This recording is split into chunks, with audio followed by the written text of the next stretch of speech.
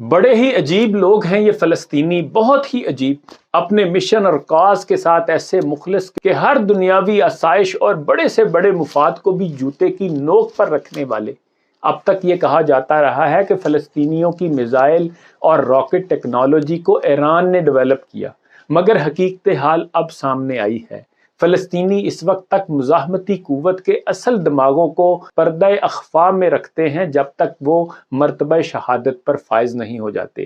یہ ہیں ڈاکٹر جمال الزبدہ، جنہوں نے امریکی شہریت، ناسا جیسے ادارے کی ملازمت اور آسائش بھری زندگی کو فلسطینی کاز کے لیے قربان کیا۔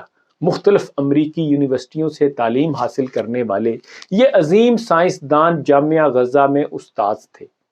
64 سالہ ڈاکٹر جمال ناسا سے بھی وابستہ رہے اور امریکی یونیورسٹیوں میں بطور پروفیسر بھی خدمات سر انجام دیتے رہے، اور ان کے تحقیقی مضامین ہوائی جہاز کے انجن کی ڈیولپمنٹ سے جو متعلق ہیں، مختلف عالمی جرائد کی زینت بنتے رہے۔ لیکن دست قدرت نے ان سے کچھ اور کام لینا تھا، اس لیے وہ 1994 میں وطن لوٹ آئے۔ 2006 میں یعنی غزہ سے اسرائیلی قبضہ ختم ہونے کے 1 سال بعد ہی میزائل سازی کا کام شروع کیا۔ عجیب ترین بات یہ ہے کہ ڈاکٹر جمال نے یہ سب کچھ خفیہ رکھا، حتیٰ کہ ان کے قریبی رشتہ داروں کو بھی اس کا علم نہ ہو سکا۔ البتہ ان کی اہلیہ اسامہ ان کی رازداں تھیں۔ عظیم خاتون کا کہنا ہے کہ ڈاکٹر صاحب نے یہ خطرناک راستہ اختیار کرنے سے قبل مجھ سے مشورہ لیا تھا۔ میں نے بلا تردد انہیں راہ عظیمت پر چلنے کا مشورہ دیا۔ ڈاکٹر جمال نے اپنے کئی شاگرد تیار کیے اور اب ان کے تیار کردہ میزائل 250 کلومیٹر تک ہدف کو ہٹ کر سکتے ہیں، بلکہ کر کے دکھایا۔ صاروخ ایاش نامی ان میزائلوں کو حالیہ جنگ میں پہلی بار استعمال کیا گیا۔ اسرائیل کافی عرصے سے ان کے پیچھے لگا ہوا تھا۔ 2012 میں بھی انہیں ٹارگٹ کرنے کی کوشش کی گئی تھی، لیکن اس بار وہ کمانڈر عیسیٰ کے ساتھ بمباری کا نشانہ بن گئے، جس میں ان کا بیٹا اسامہ بھی شہید ہو گیا۔ یہ بہت بڑا نقصان ضرور ہے، لیکن ڈاکٹر جمال اپنے حصے کا کام مکمل کر کے اپنا فن شاگردوں کو سکھا چکے ہیں۔ دائرہ التصنیع العسکری یعنی ان کا ادارہ MIC اب کافی ترقی کر چکا ہے۔ ان کی اہلیہ کا کہنا ہے کہ مجھ سے تعزیت مت کرو، مجھے مبارکباد دو کہ خدا نے میرے سرتاج اور لخت جگر کو خلط شہادت پہنانے کے لیے چنا۔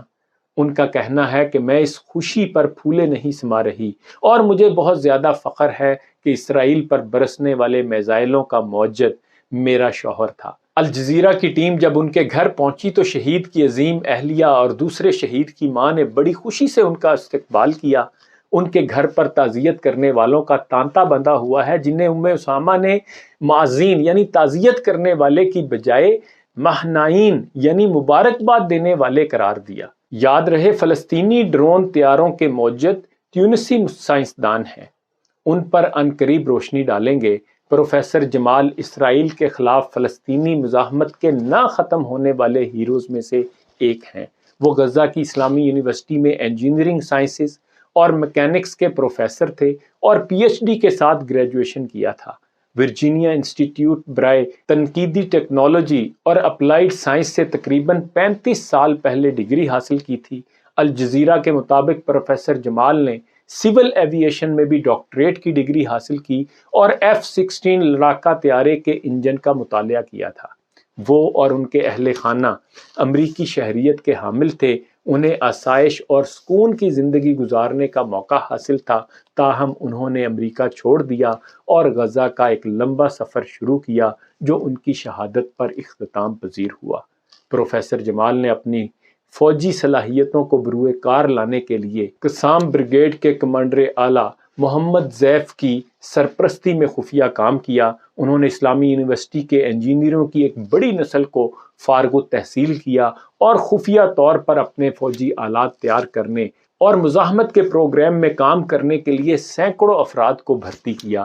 پروفیسر جمال الزبدہ 2012 سے روپوش تھے۔ اسرائیلی جنگی طیاروں نے 2014 کی جنگ میں ان کے اپارٹمنٹ پر بمباری کر کے انہیں شہید کرنے کی کوشش کی تھی۔ پروفیسر جمال کی اہلیہ نے کہا کہ ان کی اولاد اپنے عظیم والد کا مشن جاری رکھے گی۔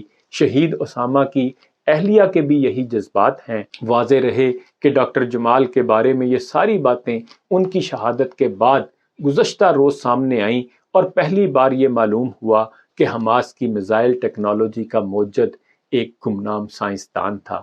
بنا کردن خوش رسمیں بخونوں خاک غلطیدن، خدا رحمت کند این آشکانے پاک دینت را۔